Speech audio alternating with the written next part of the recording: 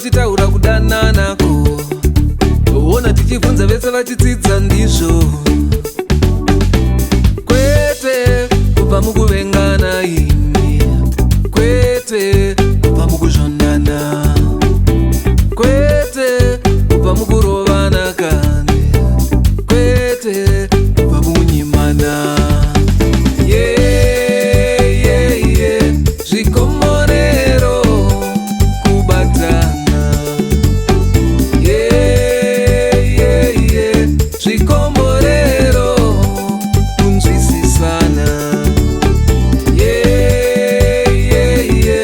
zvikomorero kuva pamwe,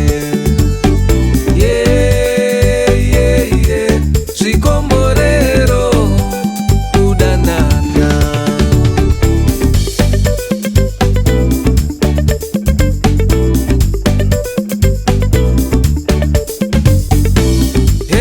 Kudzidza kwedu kani, ona tinobvunza ruzhinji rwotaura kudzidzisana, ona tinobvunza voga vachitaura kunzwisisana. Hanzi kudzidzira namone matambudziko zvipere,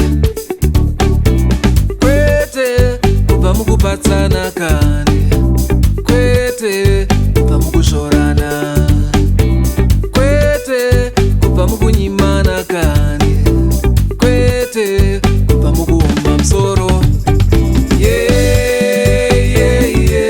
Zvikomorero kunzwisisana, zvikomorero kupanana, zvikomorero kukudzana, zvikomorero kupanana.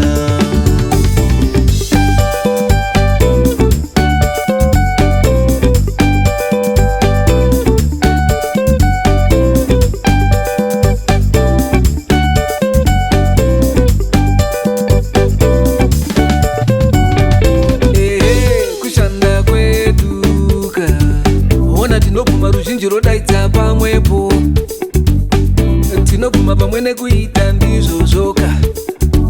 Hanzi kuwirika kuzvira pamwe kumweko, kwete kubva mukunyimana ka